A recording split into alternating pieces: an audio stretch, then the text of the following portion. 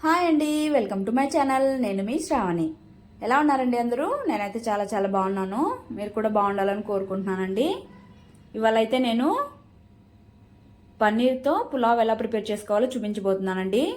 ఈ పన్నీర్ అంటే అందరికీ చాలా ఇష్టం కదండి. నాకు కూడా చాలా చాలా ఇష్టం. ఇంకెందుకండి మరి ఆలస్యం, పన్నీర్ పులావ్ ఎలా ప్రిపేర్ చేసుకోవాలో చూసేద్దాం. ముందుగా 1.5 కప్ బాస్మతి రైస్ తీసుకున్నానండి. ఇక్కడ తీసుకొని బాగా వాష్ చేసేసుకొని ఒక హాఫ్ అన్ అవర్ అలాగా నాననివ్వాలి. ఇలాంటి పులావులు రైసులకి బాస్మతి రైస్ అయితేనే బాగుంటుందండి, నార్మల్ రైస్ కంటే కూడా. తర్వాత ఒక బౌల్ తీసుకొని కొద్దిగా సాల్ట్, అలానే కొద్దిగా షుగరు, తర్వాత హాఫ్ లెమన్ స్క్వీజ్ చేసుకొని కొద్దిగా వాటర్ యాడ్ చేసుకోవాలి. చేసుకొని ఇలాగ మిక్స్ చేసేసుకున్న తర్వాత కొద్దిగా ఆనియను సన్నగా కట్ చేసుకొని వేసుకోవాలి. అలానే 2 చిల్లీ కట్ చేసేసుకొని ఇది ఒకసారి మిక్స్ చేసేసుకొని కొద్దిసేపు నాననివ్వాలండి. ఇది చివరిగా పులావ్లో వేసుకుంటే అక్కడక్కడ మధ్యలో పుల్లగా స్వీట్గా తగులుతూ ఉంటే టేస్ట్ భలే ఉంటుందండి. తర్వాత స్టవ్ మీద కుక్కర్ పెట్టుకొని కొద్దిగా నెయ్యి అలానే కొద్దిగా ఆయిల్ 2 మిక్స్ చేసుకొని వేసుకున్నానండి. మీరు కావాలంటే ఏది అంటే నెయ్యి తినే వాళ్ళైతే నెయ్యితో, అచ్చంగా ఆయిల్ అయితే ఆయిల్తో చేసుకోవచ్చు. తర్వాత ఇందులోకి జీలకర్ర, అలానే బిర్యానీ ఆకు, తర్వాత ఇలాచీ, చెక్క, లవంగాలు, కరివేపాకు వేసుకొని ఒకసారి ఫ్రై చేసేసుకొని తర్వాత ఇందులోకి పన్నీర్ యాడ్ చేసుకొని లైట్గా ఫ్రై చేసుకోవాలండి. చేసుకొని పక్కన ప్లేట్లో తీసుకోవాలి. లేదంటే మీరు పక్కన అయినా ఫ్రై చేసుకోవచ్చు. కాకపోతే ఈ మసాలాల ఫ్లేవర్ అంతా పట్టి పన్నీర్ అనేది మరీ టేస్టీగా ఉంటుంది. తర్వాత ఆనియన్స్ వేసుకొని మంచిగా బ్రౌన్ కలర్ వచ్చే వరకు కుక్ చేసుకోవాలి.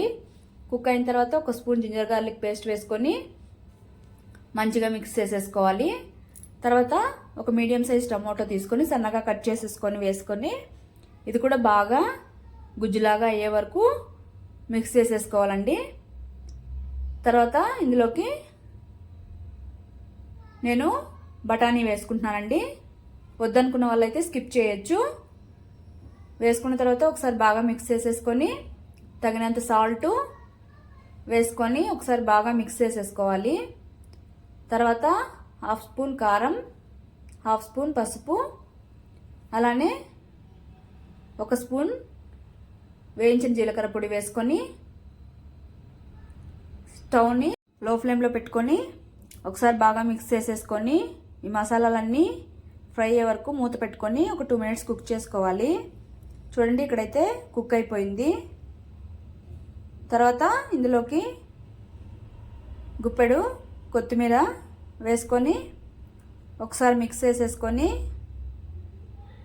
తర్వాత మనం వాష్ చేసుకున్నాం కదండి, రైస్లో నుంచి వాటర్ వంపేసి రైస్ మాత్రం వేసుకొని ఈ రైస్ కూడా ఆ మసాలాలన్నీ పట్టే వరకు ఒకసారి స్లోగా మంటను లో ఫ్లేమ్లో పెట్టుకొని ఇలాగ మిక్స్ చేసేసుకోవాలి.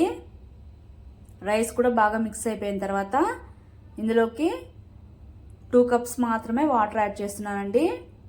సరిపోతుంది.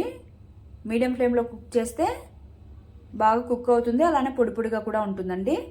తర్వాత పన్నీర్ వేసేసుకొని ఒకసారి మిక్స్ చేసేసుకొని కుక్కర్ మూత పెట్టుకొని 2 విజిల్స్ వస్తే సరిపోతుంది. మీడియం ఫ్లేమ్లో విజిల్స్ అయిపోయాక స్టవ్ ఆపేసి స్టీమ్ అంతా వెళ్ళిపోనివ్వాలి. ఇక్కడైతే స్టీమ్ వెళ్ళిపోయిందండి. చూడండి, రైస్ అయితే మంచిగా పొడి పొడిగా కుక్ అయిపోయింది. ఇలాగా లోపల నుంచి ఇలాగా తీసుకుంటే రైస్ విరిగిపోకుండా మంచిగా ఉంటుంది.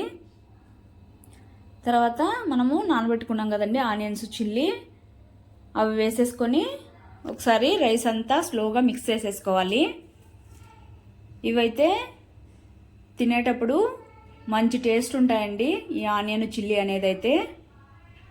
అంతే అండి, పన్నీర్ పులావ్ రెడీ అయిపోయింది. మీరు వెళ్ళి ట్రై చేసి మీకు ఎలా వచ్చిందో కామెంట్ చేయండి. Okay, bye, thank you.